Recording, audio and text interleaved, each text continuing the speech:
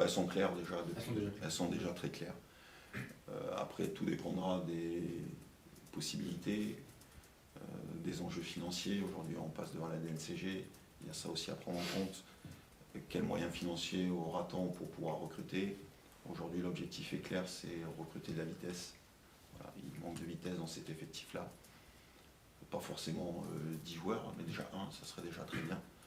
Donc ça c'est un premier objectif. Après, on ne va pas désosser le groupe. C'est un groupe qui aujourd'hui, quoi qu'il en soit, réagit, travaille bien et a des résultats. Donc il faut faire attention à ça quand même, parce que les joueurs qui sont présents, quoi qu'il en soit, répondent à la commande pour l'instant. Donc après, il faut affiner, être capable de trouver des moyens pour que l'équipe soit encore plus performante. Et pour moi, le premier secteur dans lequel on est un peu défaillant, c'est cette capacité à pouvoir avoir de la vitesse.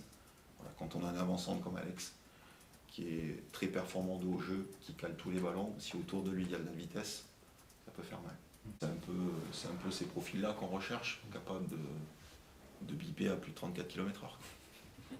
Avec des pieds aussi. La première, c'est les pieds. Donc, mais ça, en général, c'est recherché dans tous les clubs, notamment en Ligue 1, et ça coûte cher. Ça coûte cher. La création dans cet effectif-là, Bilal, Mathias sont déjà des joueurs créateurs. Mais c'est des joueurs qui font jouer les autres. Donc pour ça, il faut trouver des joueurs qui sont capables de courir vers l'avant. Parce que là, de la technicité, il y en a à tous les postes. À tous les postes. Donc des créateurs, Mathias a été plutôt très bon sous Alex. Bilal, c'est aussi son secteur de jeu privilégié. Donc il faut réfléchir à tout ça. Mais en tout cas, des créateurs, il y en a. J'ai pas eu de porte fermée.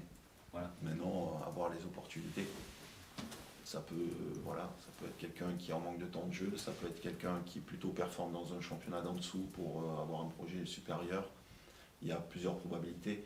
La difficulté du mercato hivernal, c'est récupérer des fois des joueurs qui sont en manque de rythme. Ça, c'est très difficile. Et donc, il faut trouver le juste milieu entre quelqu'un qui peut amener une plus-value ou quelqu'un qu'il faut réathlétiser pendant 3 mois et qui commence à être performant en mai. Il faut être bon là-dessus. Mais à partir du moment où on a des joueurs qui performent dans notre effectif, on n'a pas envie de s'en séparer.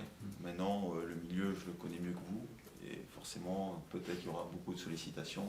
Et après, c'est la direction. Est-ce qu'ils sont à même de pouvoir conserver ou pas, au vu des enjeux financiers? En tout cas, à l'heure où on se parle, tous les joueurs ont envie de rester. Voilà. Ils sont bien dans ce projet-là, ils ont envie de continuer à gagner des matchs. Donc cette question-là est toujours complexe à répondre parce que s'il y a un gros club qui arrive et qui met X millions d'euros, forcément, est-ce qu'on sera en mesure de pouvoir dire non à ça?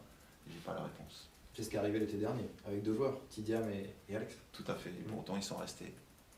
Donc ça prouve bien leur attachement aussi au club. On parle souvent de joueurs qui ont envie de partir, on ne parle pas assez de joueurs qui ont envie de rester. Ces joueurs-là sont restés. Donc ils ne sont pas restés sous menace. Ils sont restés parce qu'ils avaient envie de rester. Donc ça, pour moi, c'est un premier levier déjà psychologique. Quand on a envie de rester dans sa structure, ça veut dire qu'on a envie de défendre ses couleurs. On court beaucoup, capable de courir vers l'avant. Une recrue du mercato aussi. Peut-être. Maintenant, c'est un joueur qui aime bien aussi avoir le ballon dans les pieds et plutôt percuter, plutôt que courir vers l'avant. C'est un joueur qui est capable de courir vers l'avant, en tout cas. Voilà.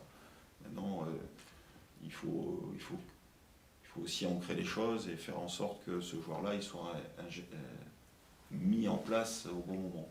Voilà. Il faut comprendre tout ça. Aujourd'hui, je sais que c'est un joueur sur lequel je peux compter parce qu'il a ces capacités-là. Mais c'est un joueur qui n'a que 17 ans aussi et qui a besoin aussi de temps de jeu pour pouvoir développer. Donc quels moyens on utilisera, je n'ai pas la réponse encore. En tout cas, je sais que je peux m'appuyer dessus parce que c'est un joueur qui a des capacités hors normes.